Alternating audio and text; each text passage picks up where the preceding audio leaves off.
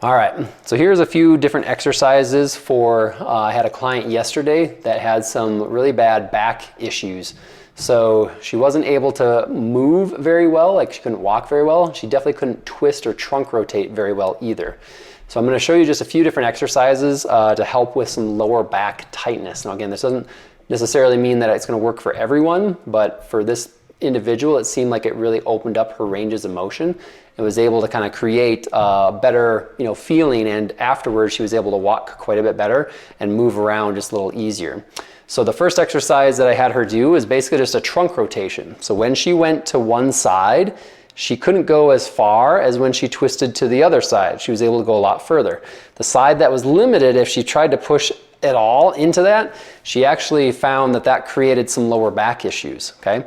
So the first isometric or exercise that we can do to try to contract the correct muscles and take it off of the lower back is just doing a trunk rotation, but using a block behind your shoulder to create resistance.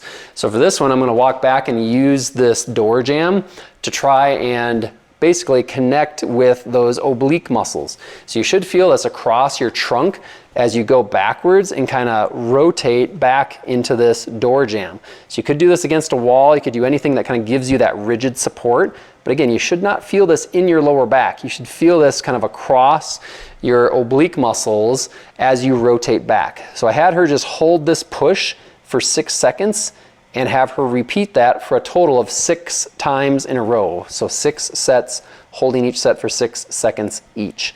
And again, focusing on using those oblique muscles. As soon as we came back, we checked that range of motion, and all of a sudden that side had opened up quite a bit more. Okay, so I just asked her to do that on both sides, holding each one for 6 sets and doing that for 6 seconds each. Okay. The next one that we saw was actually on her hip muscles. So I had her stand with her feet about shoulder width apart, and I had her just pretend like her feet were locked or stuck in concrete, and that she was trying to pull her feet toward each other by contracting these inner thigh muscles. When she did that, she could feel the left one really well, but she couldn't feel the right one. So it looked like that right one was off. So in order for her to get it on, I had her turn her right foot out just a little bit. And then again, try to just do an isometric where you're just trying to flex these 2 inner thigh muscles by squeezing in together. And when she had that right foot slightly turned out, she could finally feel both the right and the left adductor. So again, that's exercise number 2, is just having your feet about shoulder width apart, trying to squeeze in, but trying to make sure that you feel both inner thigh muscles working as you hold that contraction. So again, for that one, it's 6 sets holding each squeeze in for 6 seconds each. And again, trying to feel that on the inner thigh muscles. The next one we did was a side hip hike. So this one's meant to try and target kind of the side of your obliques here.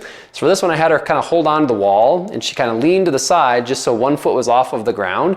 And then she's trying to pull this hip up towards her armpit. So kind of like this little hip hike. So it's not a leg lift like this.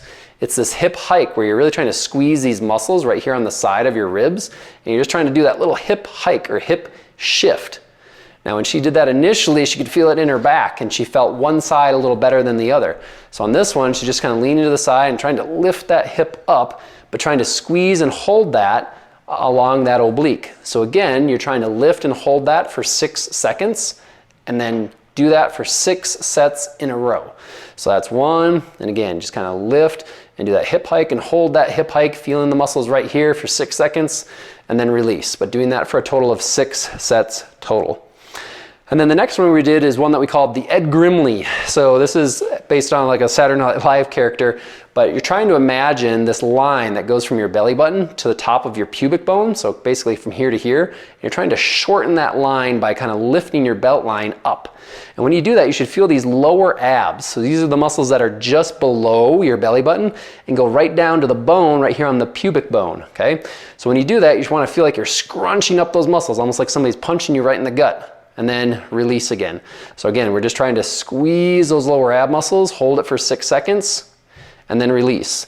Okay, so a side view on this, again, my hips are kind of like this, and I'm just trying to squeeze and kind of lift that belt line up, flexing those lower ab muscles, and then release again. And then lift and squeeze those lower ab muscles, and then release again. So again, 6 sets, holding each one of those sets for 6 seconds each.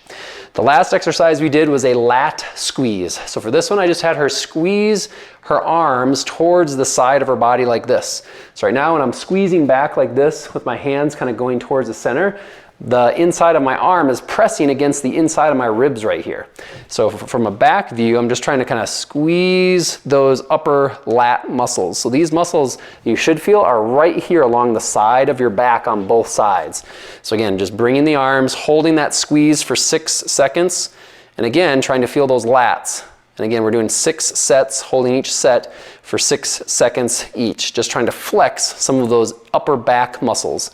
So putting those all together, it did seem like her ranges of motion started to improve and that she was able to move around quite a bit better without that lower back pain. So again, mainly looking at trunk muscles for this one, a little bit of the lats, a little bit of some hip muscles to help give the lower back muscles a little bit more support.